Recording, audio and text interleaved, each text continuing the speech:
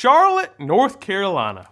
Now, a bunch of us Southerners have been there, but more than likely never left the American Airlines holding cell known as Concourse C. So I recently decided to make Charlotte my destination instead of a connection and spent some time in the Southeast's second largest city.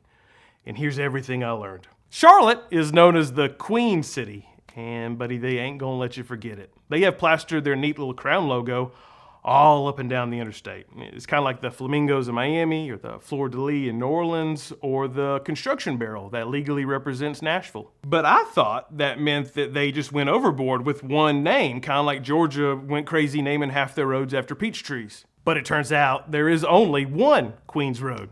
It just loops back into itself. So you could hypothetically drive on Queens Road forever. And based on the traffic, I think some people might be. Point is, Charlotte is very proud of that nickname, and presumably very proud of their parent king, Bojangles. Now, it doesn't matter where you're standing at in Charlotte. When you look up, you're guaranteed to see one of three things: either a crown logo, a Bojangles sign, or somebody with a South Carolina license plate parking like an absolute idiot. Charlotte is right on the state line, by the way. It's basically South Carolina's backyard, if your backyard had a Harris Teeter wine bar. And like a back porch covered in powdered sugar from a $70 funnel cake, there is a theme park called Carowinds that sits right on the border of North and South Carolina. And buddy, they love to remind you of that. Welcome to Carowinds, where the Carolinas come together. Which sounds like we're at some kind of peace summit and not on a roller coaster called Copperhead Strike. Now, Carowinds is a good theme park with some awesome roller coasters that I would warn you will mess up your tum-tum, but the food at Carowinds tastes like a deep-fried paper towel, so your southern stomach is probably just going to opt out on principle. Of course, that's true for most theme park food, but what really surprised me was the food throughout the rest of Charlotte.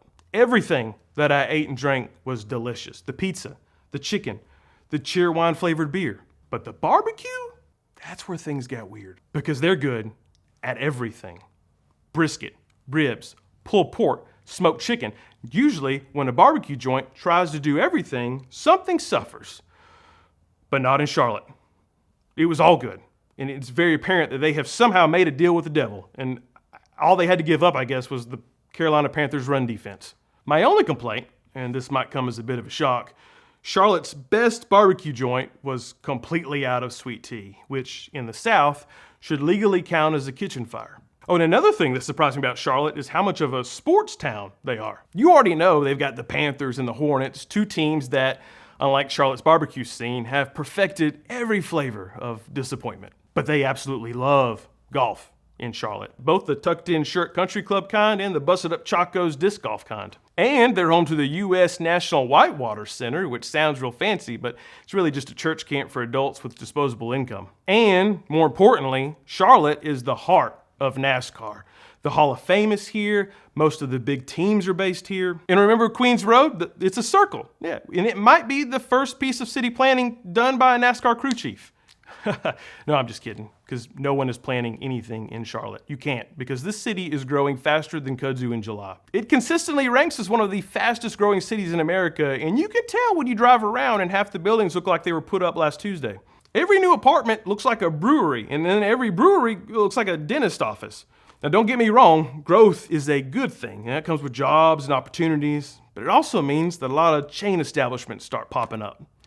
And unfortunately, they can't all be Biscuitville and breakfast time. It just feels like sometimes we're trading our southernness for a shiny new drive-thru. But here's the thing, Charlotte's charm is not in her buildings.